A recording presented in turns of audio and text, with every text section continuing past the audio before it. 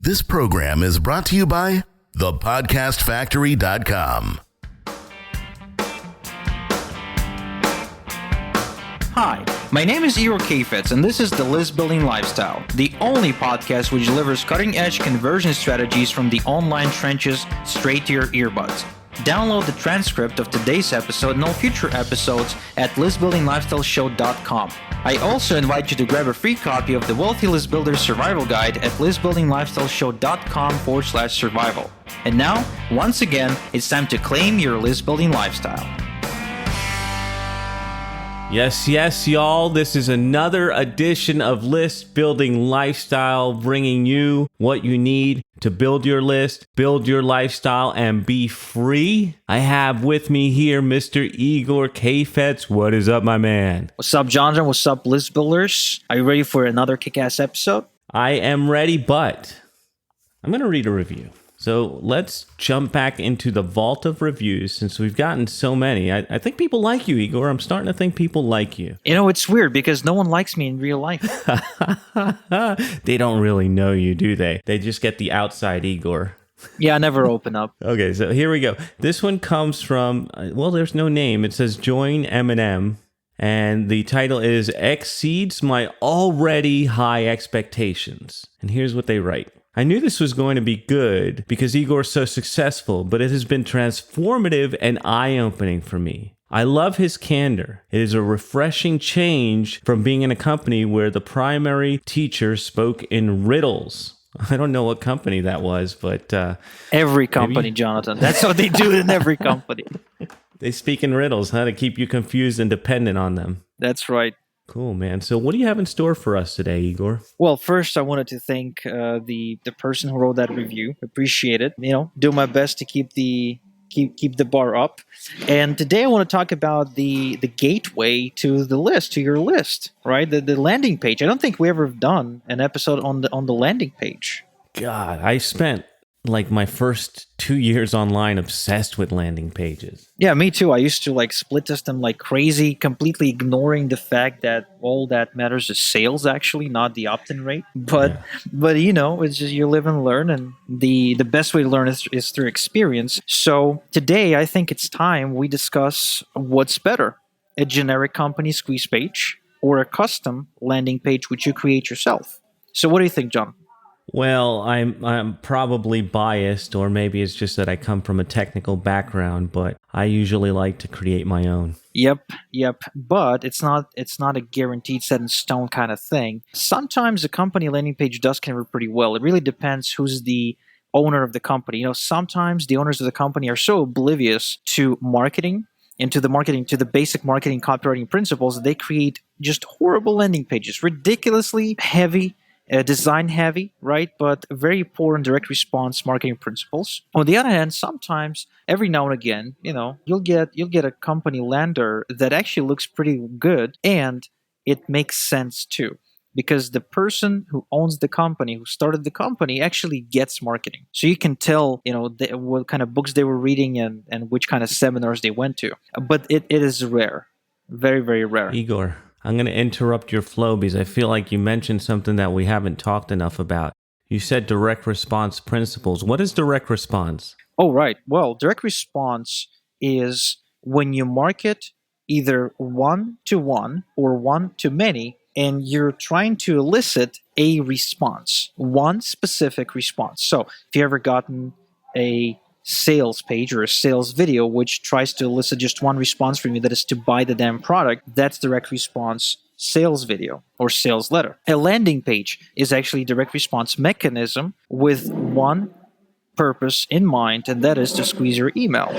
A catalog of some sort. It's a direct response mechanism that tries to get you to dial the home shopping network or whatever, like the salespeople, so they can sell you whatever it is that there is in the catalog. So anything when it comes to marketing material that tries to elicit a direct response from the reader or listener or viewer is called a direct response advertising mechanism. And direct response in general simply means the science which is advertising, right? Because we've all seen these TV commercials that are all about brands like Coca-Cola and McDonald's, right? They don't really tell you, go to your local McDonald's branch and buy this burger, right? They just give you pictures and images, and they want you to remember what McDonald's is. And next time you walk past a yellow looking M, you kind of want to get a burger. However, these are just, well, I don't like these kind of ads because they're useless,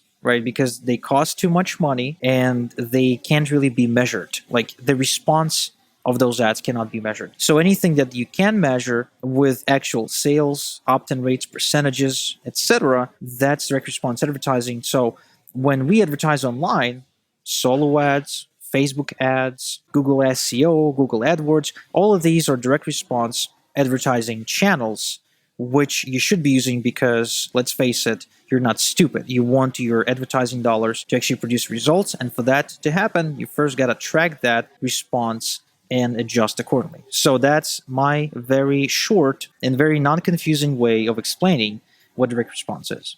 Thank you. Thank you for that. I wanted to make sure we were all on the same page. Great. And now I forgot what I was talking about before you interrupted me. Well, because one of the connections there that I wanted you to make was that why were those landing pages bad? And so the ones that are not performing so well are more like those McDonald's pages where they're branded about the company, where the ones that are good are more of those ones that are trying to get your email more than they are trying to show off their product or how nice their design is.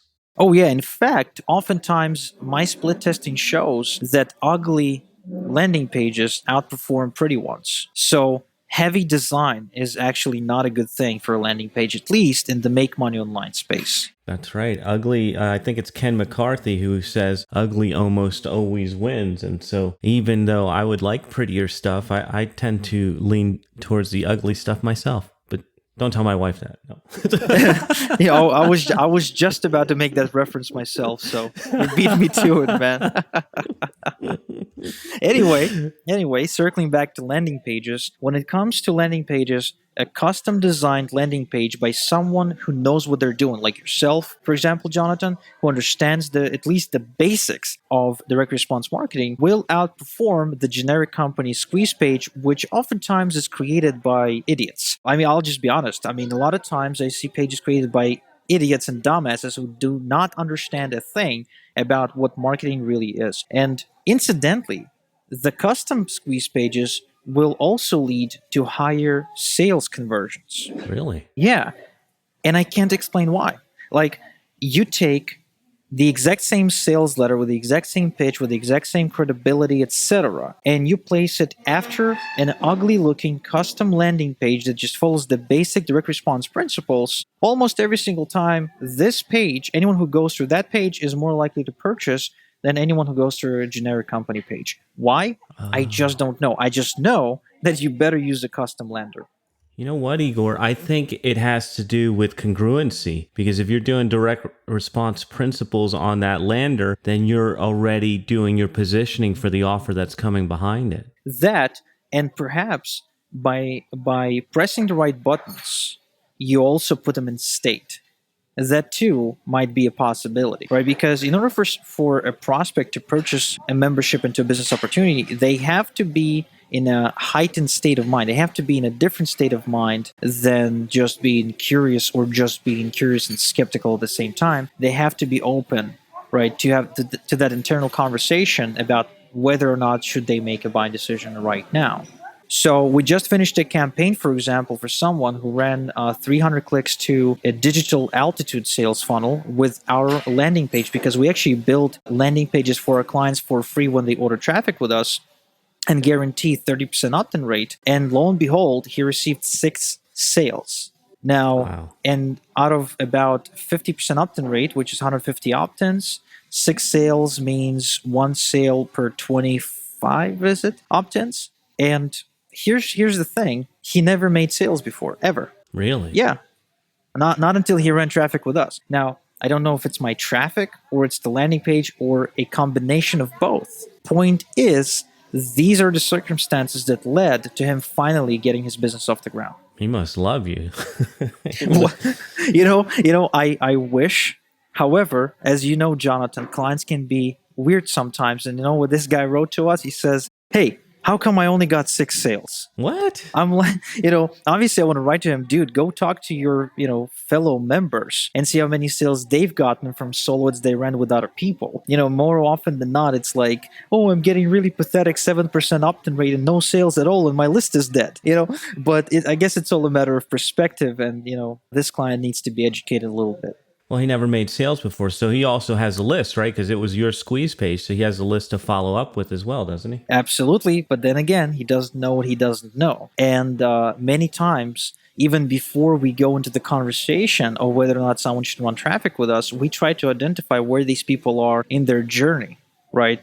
Do they even understand what a list is? Do they understand that they're not supposed to make like $1 gazillion as soon as they run the ad? Do they understand that they got to follow up, right? And all these things sometimes we take for granted, but oftentimes people who come by traffic don't even understand that because no one teaches them that stuff. I remember last or episode before last, I think we discussed how people get keys to a Ferrari, but no one shows them how to drive it. Yeah. Well, that's exactly the case, Jonathan, where they got a great system, they got great traffic, they even make sales, but even then they're frustrated and overwhelmed and confused. They don't know what to do, they don't know what to expect. They don't know whether this is a good thing or a bad thing when they make 6 sales from a 300 click run. Good grief, man! Well, that's the thing. He's new, and so he's never done this before. He needs to get kicked in the nuts once or twice, and then he'll see how great this is. Yeah, I probably should invite him to become a member of my VIP club, but not until he listens to a few episodes of this podcast, to get educated. Yeah. So can you give us, not giving away all your secret sauce or anything like that, but give us some basic pointers on what a good lander might include? Well, landing pages are really simple, actually. It all comes down to the headline.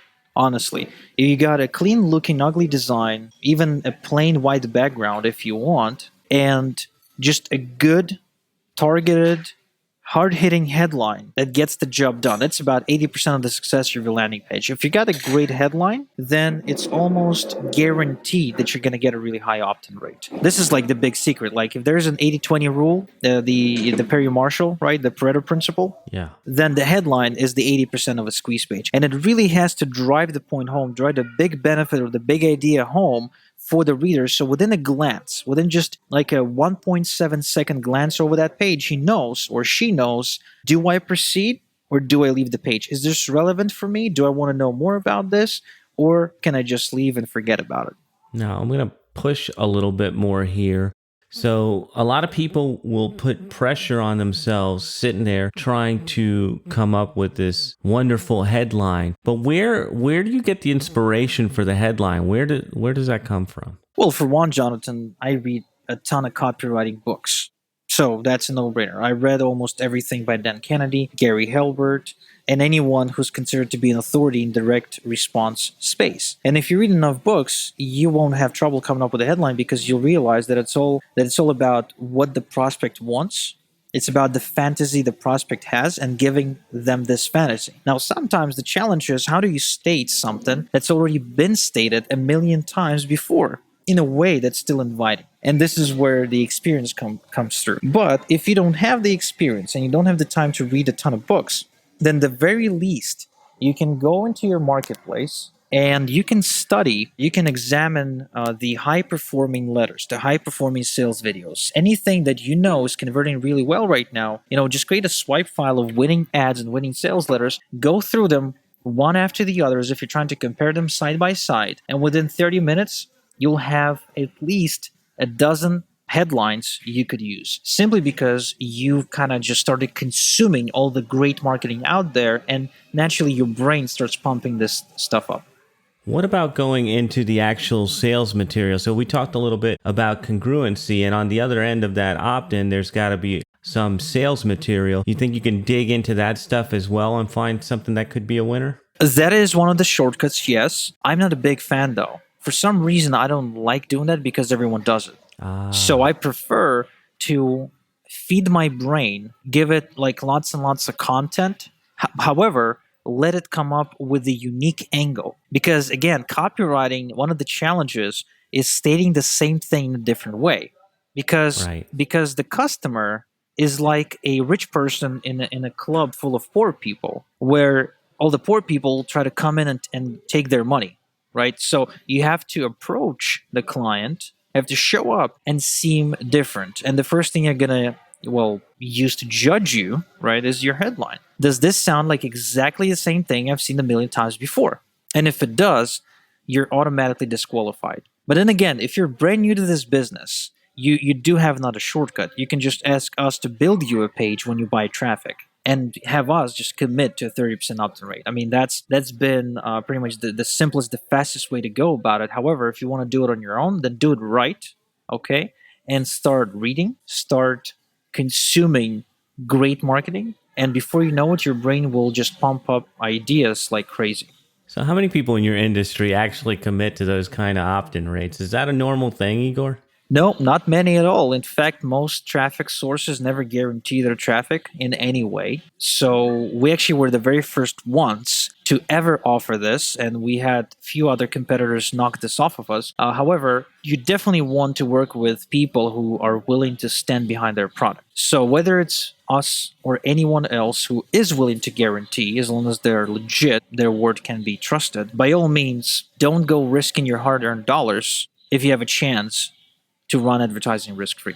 And you know what, Jonathan? The best part is that Facebook doesn't guarantee anything. Google AdWords doesn't guarantee anything. No one guarantees anything but guys like us who actually want to see you succeed. There it goes. I think we read a review somewhere where they were talking about how you actually care. What's wrong with you, Igor? You're supposed to be an internet marketer. What are you doing with all this caring stuff? Well, I know I got this problem, but I'm getting surgery next week, so we should solve that. You know how this movie, something to do with orange, like color, where the guy gets his aggressive gene removed? Yeah. Oh, why can't I think? I know it's like a 1970s movie, Yeah, right? it's like a mechanical orange or something. Clockwork Orange. Clockwork Orange, that's it. And I never seen this movie, but my friend's a big fan, and he just spoke about it for so often that I have this image in my head where the guy who was really, really aggressive and who I think went to prison or something, they removed his aggressive gene, and so I'm gonna get my caring gene removed next week for sure.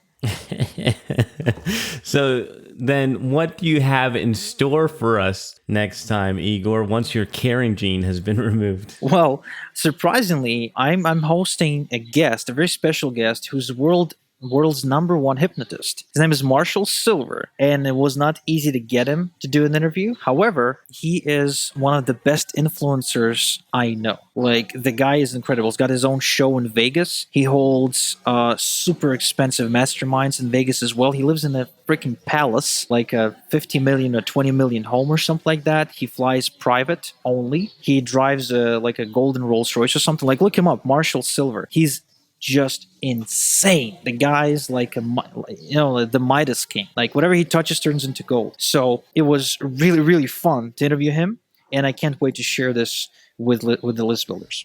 Yes, sir. I've seen him hypnotize a stage full of people and have them acting like farm animals. He's an interesting fellow, so looking forward to that. So that is a wrap for another edition of List Building Lifestyle. We will be back in your brains next time. Thank you for listening to the List Building Lifestyle. Make sure to subscribe on iTunes or Google Play to never miss an episode. Because who knows, just one conversion tactic we share on the show might double your list and double your business. Download the transcript of today's episode and all future episodes at listbuildinglifestyleshow.com. And don't forget to claim your complimentary copy of the Wealthy List Builder Survival Guide at listbuildinglifestyleshow.com/survival. This is Igor Kheifets, and until next time we talk, have a good one.